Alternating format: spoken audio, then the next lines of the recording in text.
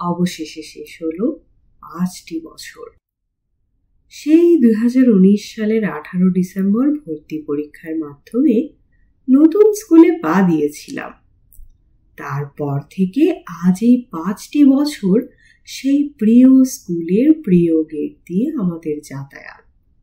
কত শত স্মৃতি, হাসি, গান যে আমাদের হৃদয়ের মানসপটে জমা করেছি তার কোনো ইয়ত্তা নেই। প্রিয় বন্ধুদের সঙ্গে বসা, টিফিন ভাগ করে খাওয়া, প্রতিটি মুহূর্তই আমার জন্য অনেক মূল্যবান। 10ম শ্রেণীর সেই ক্লাসরুমের প্রতিটি বেঞ্চ, দেয়াল আমাদের সুখময় মুহূর্তগুলো অনুভব করেছে। সেই ক্লাসরুমে জমা হয়েছে হাজারো পংক্তি, যেগুলো রচনা করেছি আমরা। হয়তো আর প্রিয় স্কুলে ফেরা হবে না, কিন্তু স্কুলের সেই ঘ্রাণ আমি কখনো ভুলব না।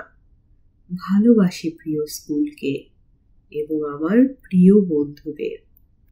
শুনছিলেন সামিয়া ইসলাম রচিত ছোট্ট একটি গল্প, স্কুলের স্মৃতি। পাঠে ছিলাম আমি তাফান্নুম তানজিম শিফা। গল্প ও গল্প পাঠ সম্পর্কিত যে কোনো মতামত এবং পছন্দের কোনো গল্প, কবিতা, উপন্যাস, নাটক আমার কণ্ঠে শুনতে আগ্রহী হলে কমেন্ট করে জানান।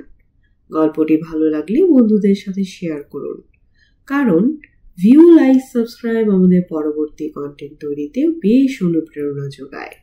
এছাড়া আমার কণ্ঠে ভয়েস ওভার করাতে চাইলে ডিসক্রিপশনে প্রকাশিত মাধ্যমগুলো ব্যবহার করতে পারেন। আমাদের আজকের আয়োজন এখানেই সমাপ্ত হোক। সবাই সুস্থ থাকুন, শুনতে থাকুন গল্পযোগ।